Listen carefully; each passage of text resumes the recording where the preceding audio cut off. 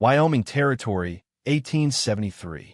Dust was the currency of redemption, a fine, pale powder that settled on every hat brim, coated every window pane, and swirled in the wake of every passing horse. It was a constant, silent reminder of the vast, unforgiving land that surrounded the small cluster of buildings clinging to the steel tracks of the Union Pacific. Marshal Caleb Blackwood knew the taste of that dust better than any man. It was the taste of solitude, of a life pared down to its essentials: duty, vigilance, and the quiet, aching space left behind by memory. From the window of his office, which also served as the town jail and his sparse living quarters, Caleb watched the sun begin its slow descent. It painted the western sky in brutal strokes of orange and violet, colors too vibrant for such a muted land. The afternoon heat still shimmered above the plank sidewalk, making the distant buttes tremble like a fever dream. His world was one of predictable rhythms.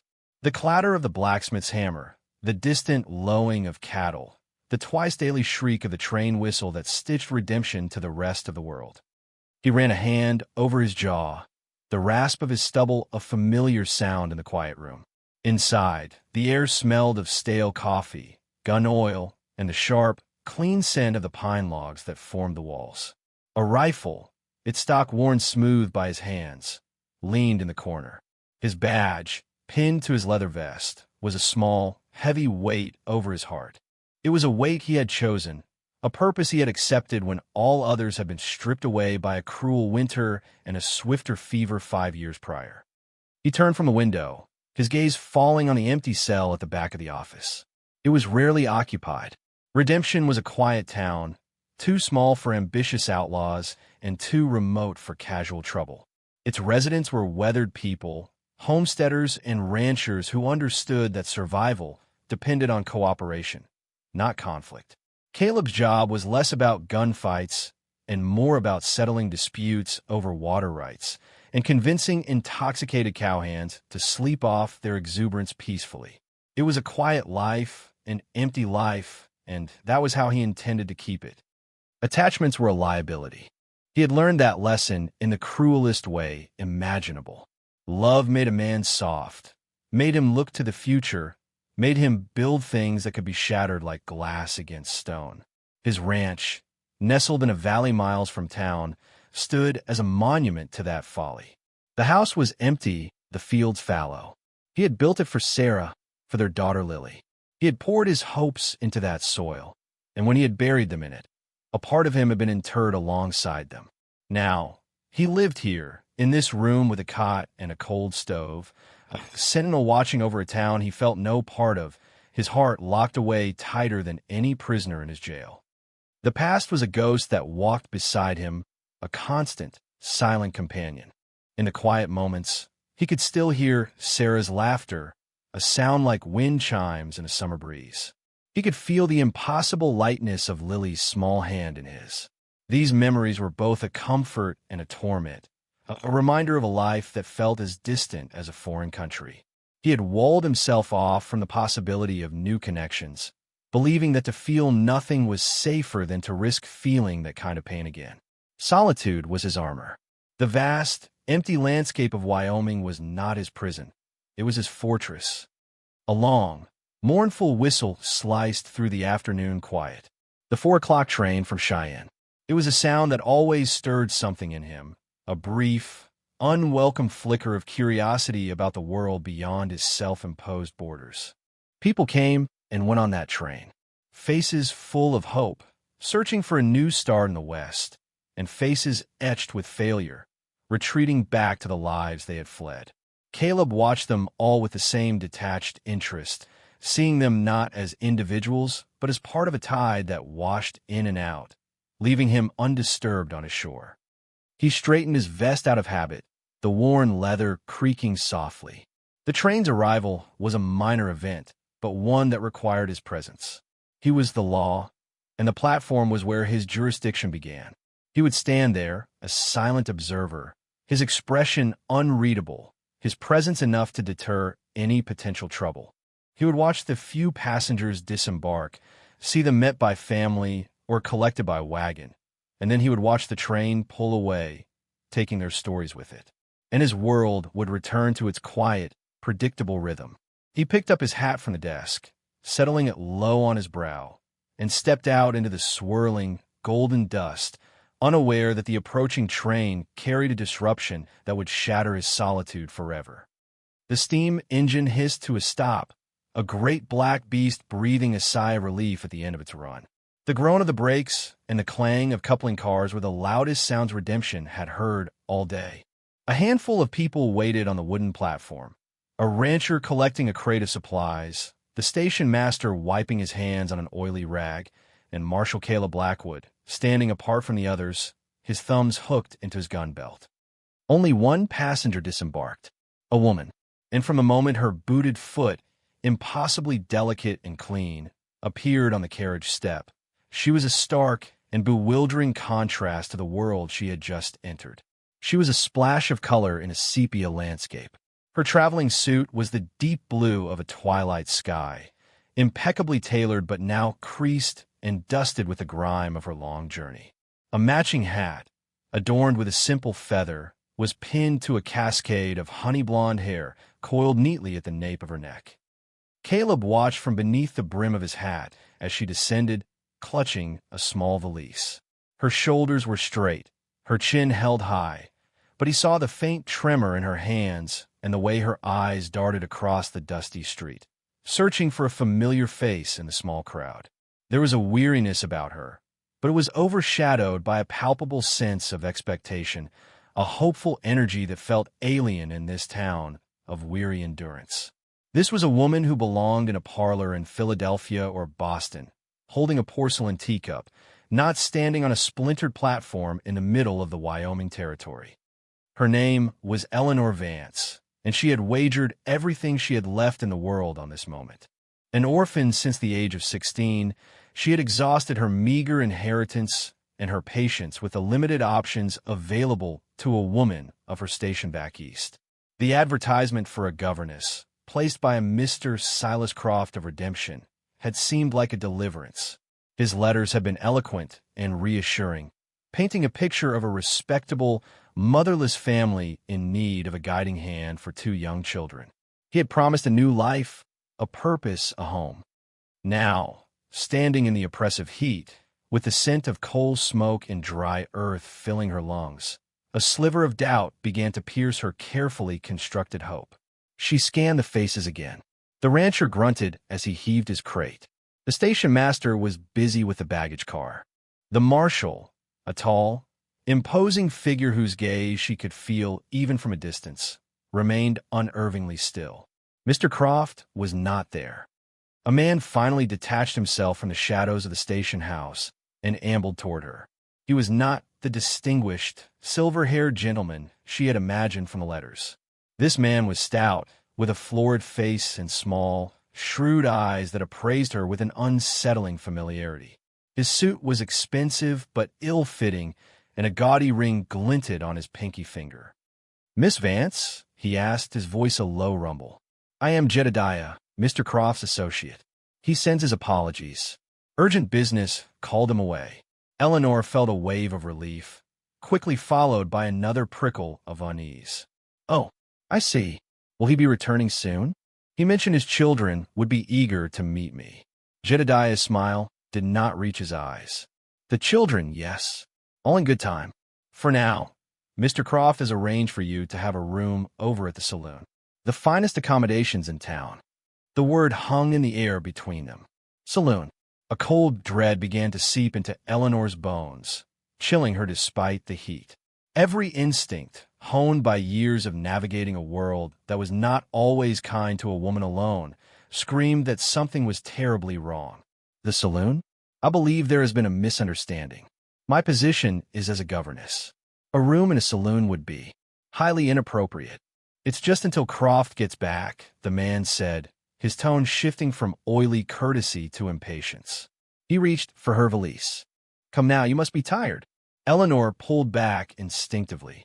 "No, I will wait here for Mr. Croft, or I will find a room at a proper boarding house." Her voice was firm, but inside, her heart was beginning to hammer against her ribs.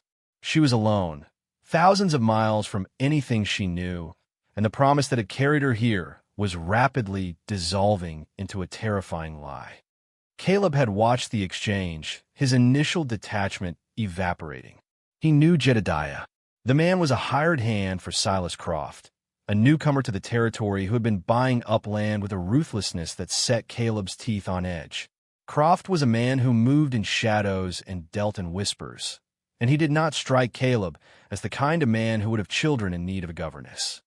He saw the woman's posture stiffen, saw the flash of fear and defiance in her eyes. He saw Jedediah's hand clamp down on her arm. That was enough. He began to move, his long strides eating up the distance across the platform with a silent, deliberate grace. "Let go of the lady." Caleb's voice was low and flat, but it cut through the air with the sharp authority of a cracking whip. Jedediah froze, turning to see the marshal standing a few feet away. His hand dropped from Eleanor's arm as if it had been burned. "Marshal, just welcoming the new arrival, a guest of Mr. Croft's. Her business is her own," Caleb said, his eyes never leaving Jedediah's. He took in the woman's pale face, the frightened but resolute set of her jaw. "Is this man bothering you, ma'am?" Eleanor found her voice, gratitude warring with the sheer terror of her situation. "He was insisting I take a room at the saloon. I came here to be a governess for Mr. Croft's family." A bitter, humorless smile touched Caleb's lips. "Silas Croft has no family, ma'am. He has business associates, and you would do well to stay clear of them." He looked back at Jedediah, his gaze as hard as granite. "Find another errand to run." Jedediah held his stare for a moment, then seemed to shrink under its weight. With a sullen glare at Eleanor, he turned and lumbered back toward the main street. Eleanor watched him go, her entire body trembling with the aftermath of the confrontation. The scale of the deception was crashing down on her. There were no children. There was no respectable position. There was only a lie, and she had followed it into the middle of nowhere. A wave of dizziness washed over her. The world tilted, the dusty street and the hard blue sky blurring at the edges. She swayed on her feet, her valise slipping from her nerveless fingers and thudding onto the wooden planks. She took a half-step backward, her ankle turning on the uneven surface, and a small cry escaped her lips as she began to fall. Before she could hit the ground, a strong arm circled her waist, pulling her back from the edge of consciousness. She found herself pressed against a hard, unyielding chest. The world smelled of leather, dust, and something else, a faint, clean scent of pine. She looked up into the face of the marshal. His eyes were the color of a stormy sky, and for the first time, she saw something beyond the cold authority. It was a flicker of concern, quickly masked, but it was there. The sudden, intimate physical contact sent a jolt through both of them, a spark of connection in the vast, lonely expanse of the West. He had rescued her from more than just a fall. He had stepped between her and the abyss. Caleb held her for a moment longer than was strictly necessary, his hand steady at her waist. He could feel the fine tremor running through her, the fragility of her frame beneath the layers of her traveling suit. He was acutely aware of her closeness, the scent of lavender and starch that clung to her, a scent of another world. It was a jarring, unwelcome intimacy. He had not stood this close to a woman, had not offered comfort in 5 long years. The instinct to do so was buried deep, but it had surfaced with a surprising, disquieting force. He released her, stepping back as she found her footing. She swayed slightly, her face pale, but for 2 spots of color high on her cheeks. "Thank you, Marshal," she said, her voice a little breathless. I don't know what I would have done." Caleb tipped his hat, a gesture that felt stiff and unfamiliar. "Just doing my job, ma'am." He bent down and retrieved her valise, the small leather case feeling absurdly light in his hand. He straightened, his gaze sweeping over her again, taking in the reality of her predicament. She was a lamb dropped into a wolf pack, deceived and stranded. His duty was clear, even if his instincts screamed at him to retreat back into his shell of indifference. He could not leave her to the mercy of men like Croft. "You'll be needing a place to stay," he stated, his tone practical, devoid of the turmoil he felt inside. There's a boarding house at the end of the street, run by Martha, a good woman. It's clean and safe. Eleanor nodded, clutching her hands together to still their trembling. The full weight of her situation was pressing down on her. Her money was nearly gone, spent on the train ticket and the foolish belief in a lie. She had no prospects, no friends, and nowhere to go. A boarding house, she repeated, the words tasting like ash. Yes, of course. He saw the despair flicker in her eyes, the brave front she was trying to maintain. Against his better judgment, he found himself wanting to offer more than just a direction. I'll walk you over. Make sure you get settled. It was more than his job required. It was a step out of the fortress he had built around himself, and it felt like walking on thin ice. The walk down Redemption's main street was short, but felt immensely long. The dust puffed up around their feet. Eyes followed them from the windows of the general store and the shadowed doorway of the saloon. A woman like Eleanor Vance was an event in a town like Redemption, and her walking beside the solitary marshal was a spectacle. Caleb was aware of the stares, but he ignored them. His focus was on the woman beside him, on the quiet dignity with which she carried herself despite the world having just been pulled out from under her. Martha's boarding house was a tidy, two-story clapboard building with a porch swing and pots of resilient geraniums that fought a valiant battle against the dust. Martha herself, a woman with silver hair pulled into a neat bun and eyes that had seen everything, met them at the door. "Caleb," she said, her gaze moving from his face to Eleanor's with shrewd kindness. "And who is this?" "This is Miss Vance," Caleb said, his voice formal. "She's just arrived on the train. She was misinformed about a position. She'll be needing a room."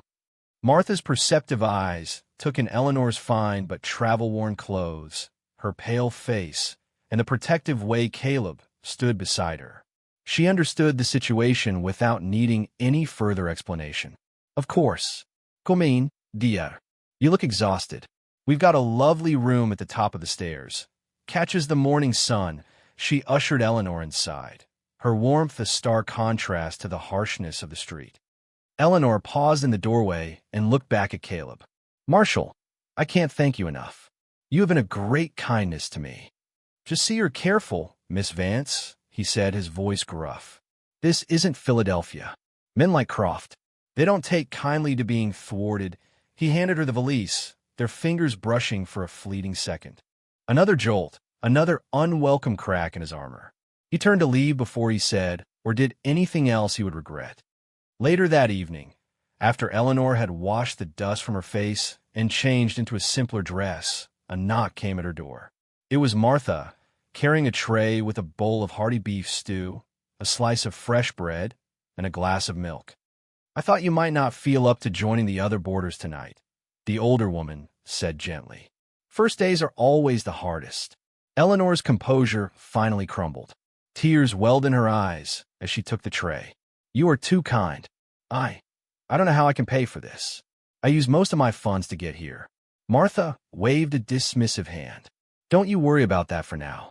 You eat. We'll figure something out tomorrow. You're a smart girl. I can see it. There's always honest work for those willing to do it." She paused, her expression softening. "Marshall Blackwood, he paid for your first week. Said to consider it a town expense." Eleanor stared at her, stunned. The marshal, with his cold eyes and hard face, had done this? The thought warmed her more than the stew ever could. It was a gesture of profound decency from a man who seemed determined to show none. She ate the meal alone in her room, the simple food more comforting than any banquet. The window looked out over the main street, now quiet and bathed in the soft light of a rising moon. She saw a lone figure emerge from the marshal's office and begin a slow patrol of the town. It was Caleb. He moved with a quiet, restless energy, a guardian watching over his flock. She watched him until he disappeared into the shadows, a feeling of gratitude mixing with a strange and unsettling curiosity about the solitary man who had appointed himself her protector. Days turned into a week. Eleanor, true to Martha's prediction, proved to be resourceful. She had a fine hand with sewing and soon found work mending clothes for the townspeople. She helped Martha in the kitchen, her quiet competence and gentle nature winning over the older woman completely. She was saving what little money she made, determined to earn enough for a ticket back east, though the thought of returning to a life of genteel poverty held little appeal. She saw Caleb every day. He would nod to her on the street, a terse acknowledgement that sent a flutter through her stomach. He took his meals at the boarding house, sitting